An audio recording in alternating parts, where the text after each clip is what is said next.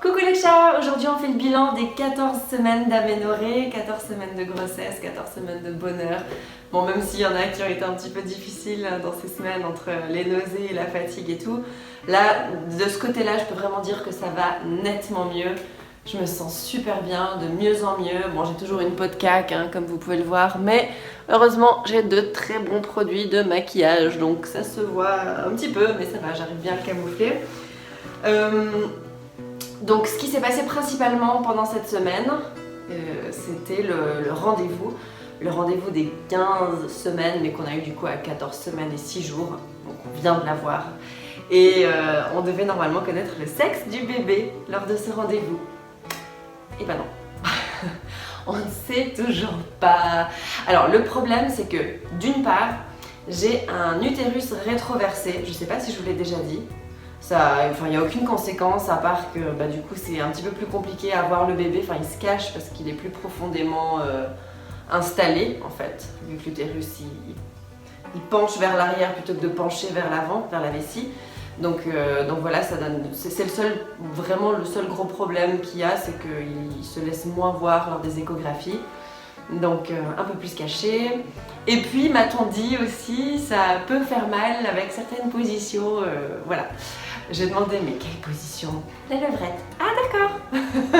Donc voilà, comme ça je sais, donc j'évite désormais cette position qui devrait me faire mal normalement avec mon utérus rétroversé. Mais je trouve qu'on s'éloigne un petit peu du sujet, hein, là. Bref, tout ça pour dire que on ne sait toujours pas si c'est une petite fille ou un petit garçon. Et en fait, je pense qu'elle aurait pu regarder parce qu'il était quand même assez clairement visible, hein, le bébé, on l'a bien vu. Punaise, qu'est-ce qu'il a grandi, c'est dingue quoi. Là, on l'avait pas vu depuis 3-4 semaines en échographie. Et du coup, mais c'est grand, c'est grand.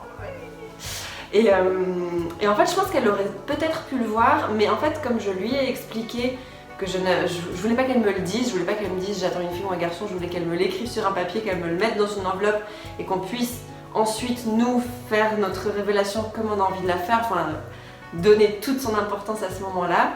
Du coup, elle voulait vraiment en être sûre à 100% et elle m'a dit là je peux regarder, je vais avoir une opinion, je vais avoir une tendance, je vais pouvoir vous dire à 70% c'est sûrement un garçon ou sûrement une fille, mais il n'y aura pas un 100%, il n'y aura pas une vraie réponse sûre, claire, nette et précise.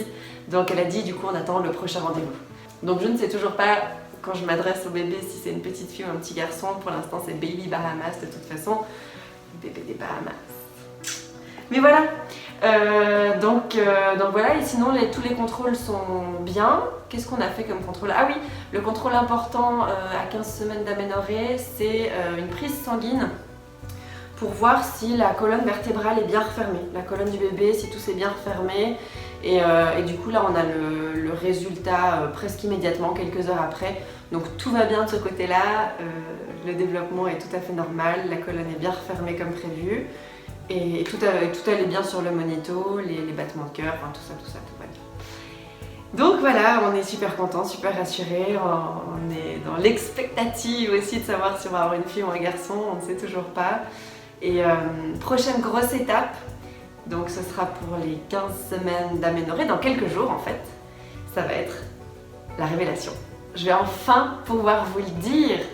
Oh mon dieu, mais vous imaginez même pas comme je me réjouis de pouvoir vous l'annoncer, et puis aussi vous savez en fait à chaque fois que je fais des stories sur les réseaux sociaux ou enfin peu importe, je fais toujours attention à comment je filme, à la prise de vue, à est-ce qu'on voit mon ventre, est-ce que je suis en train de porter mon bola de grossesse, je l'enlève, alors je sais que des fois j'oublie de l'enlever, mais je sais pas, peut-être que vous vous êtes rendu compte en fait que je suis enceinte, il y en a peut-être certaines d'entre vous qui s'en doutent. En tout cas, je vous remercie de ne pas avoir eu d'avoir eu vraiment la classe de ne pas me poser la question et puis de garder ça pour vous.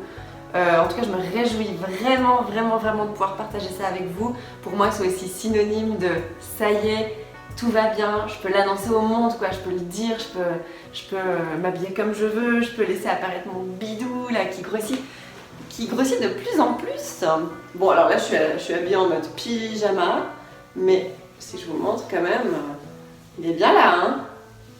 Il est bien là, ce bidou qui s'agrandit de jour en jour. Et voilà, c'est la fin de ce bilan des 14 semaines d'aménorrhée. Je me réjouis de faire le bilan des 15 et je vous embrasse très fort les chats. Ciao!